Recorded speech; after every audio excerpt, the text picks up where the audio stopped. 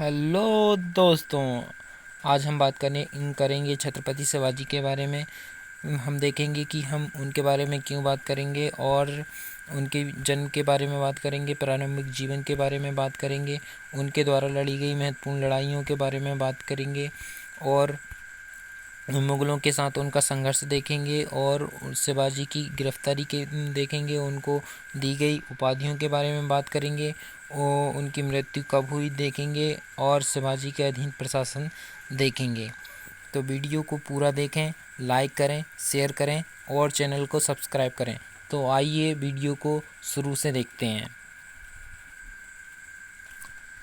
हाल ही में मराठा राजा छत्रपति शिवाजी के राज्याभिषेक दिवस 6 जून की वर्षगांठ के अवसर पर गोवा सरकार ने एक लघु फिल्म जारी की है।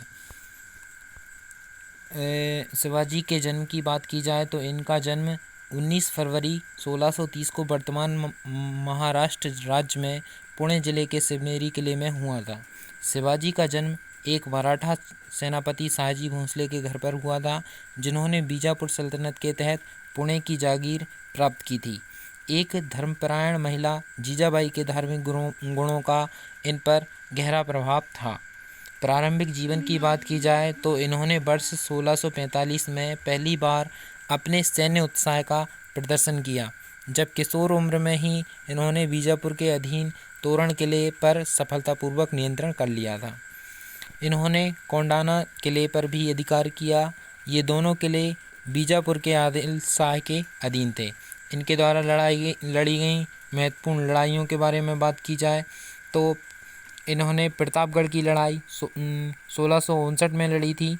यह युद्ध मराठा राजा छत्रपति शिवाजी महाराज और आदिल शाह सेनापति अफजल खान की सेनाओं के बीच महाराष्ट्र के सतारा शहर के पास प्रतापगढ़ के किले में लड़ा गया था, जिसमें कि मतलब जीत हुई थी, वो मराठों की जीत ही हुई थी। पवन खिंड की लड़ाई के बारे में बात की जाए, पवन खिंड की लड़ाई, यह युद्ध मराठा सरदार बाजी प्रभु देशपांडे, जो कि छत्रपति शिवाजी के एक मंत्री थे, मतलब मिनिस्टर ऑफ छत्रपति शिवाजी थे, और आदिल शाही के सिद्दी मसूद के बीच महाराष्ट्र के कोल्हापुर शहर के पास विशालगढ़ किले के आसपास एक पहाड़ी दर्रे पर लड़ा गया था। इसमें भी मराठों की जीत हुई थी। सूरत की लड़ाई 1664 में, यह युद्ध गुजरात के सूरत शहर के पास छत्रपति शिवाजी महाराज और मुग़ल कप्तान इनायत खान के बीच लड़ा गया था। इसमें छत्रपति शिवाजी ने सूरत बंदरगाह पर छापा मारा था और इससे औरंगजेब गुस्सा हो गया था, क्योंकि छत्रपति शिवाजी ने सूरत, जो कि मुग़लों का एक केंद्र था, वहाँ पर छापा मारा था, तो 10 लाख रुपए करीब अपने कब्जे में कर लिया था। और इसी से औरंगजेब गुस्सा होकर इनके विरोध के लिए जनरल जय सिंह को भेजा था। इस युद्ध में भी मराठों की लगभग जीत ही हुई थी।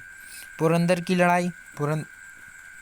लड़ाई, यह युद्ध भी मुग़ल साम्राज्य और मराठा साम्राज्य के बीच लड़ा गया था। सिंहगढ़ की लड़ाई 1670 में हुई थी।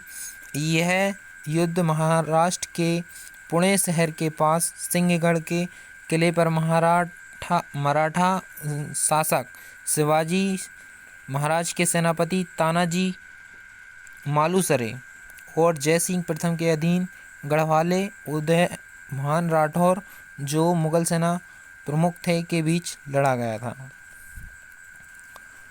इस युद्ध में इन्होंने सिंहगढ़ के किले पर कब्जा तो कर लिया था, लेकिन इनके सेनापति तानाजी की मृत्यु हो गई थी। मतलब वो तानाजी वीरगति को प्राप्त हुए थे। तब छत्रपति शिवाजी ने कहा था कि गढ़ तो हाथ में आया, परंतु मेरा सिंह अर्थात तानाजी चला गया। संगमनेर की लड़ाई 1679 में लड़ी गई थी।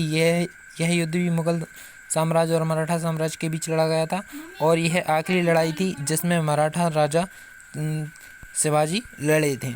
मुगलों के साथ छत्रपति शिवाजी के संघर्ष की बात की जाए तो मराठों ने अहमदनगर के पास और वर्ष 1657 में जुन्नर में मुगल क्षेत्र पर छापा मारा था। औरंगजेब ने नसीरी खान को भेजकर छापेमारी का जवाब दिया, जिसने अहमदनगर में शिवाजी की सेना को हराया था। शिवाजी ने वर्ष 1659 में पुणे में शाइस्ता खान, जो कि औरंगजेब के मामा थे, बीजापुर सेना की एक बड़ी सेना को हराया था। शिवाजी ने 1664 में सूरत के मुगल व्यापारिक बंदरगाह को कब्जे में कर लिया था, जैसा कि अभी हमने पीछे पढ़ा था। जून 1665 में शिवाजी और राजा जय सिंह प्रथम, जो कि औरंगजेब का प्रतिनिधि था, के बीच पुरंदर की संधि पर हस्ताक्षर किए गए थे। ये पुरंदर की संधि के अनुसार मराठों को कई किले मुगलों को देने पड़े थे और शिवाजी औरंगजेब के से आगरा में मिलने के लिए सहमत हुए थे। शिवाजी अपने पुत्र संभाजी को भी आगरा भेजने के लिए तैयार हो गए थे।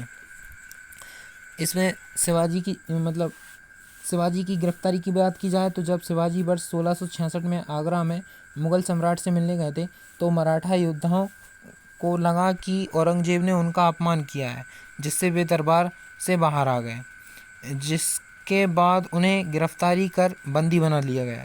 शिवाजी और उनके पुत्र का आगरा से भागने की कहानी आज भी प्रमाणिक नहीं है। इसके बाद वर्ष 1670 तक मराठों और मुगलों के बीच शांति बनी रही। मुगलों द्वारा संभाजी को भी दी गई बरार की जागीर उनसे वापस ले ली गई थी। इसके जवाब में शिवाजी ने 4 महीने की छोटी सी अवधि में मुगलों के कई क्षेत्रों पर आक्रमण कर हमला कर उन्हें वापस ले लिया गया था और शिवाजी ने अपनी सैन्य रणनीति के माध्यम से दक्कन और पश्चिमी भारत में भूमि का एक बड़ा हिस्सा हासिल कर लिया था। छत्रपति शिवाजी को कौन कौन सी उपाधि दी गई हैं? शिवाजी को 6 जून 1674 को रायगढ़ में मराठों के राजा के रूप में ताज पहनाया गया था।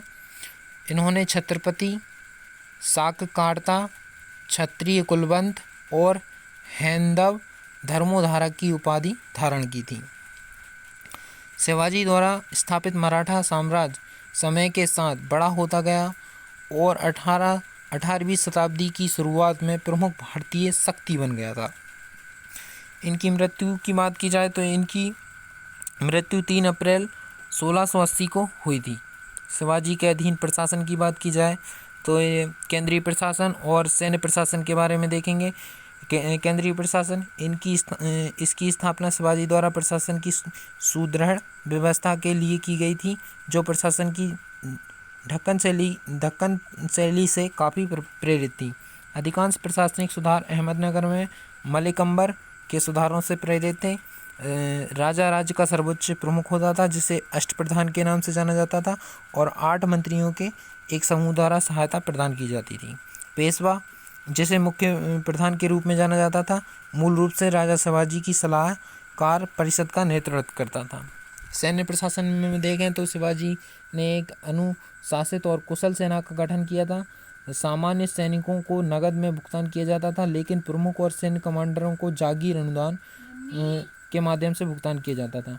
मराठा सेना में इन्फेंट्री सैनिक, घुड़सवार, नौसेना आदि भी शामिल थी।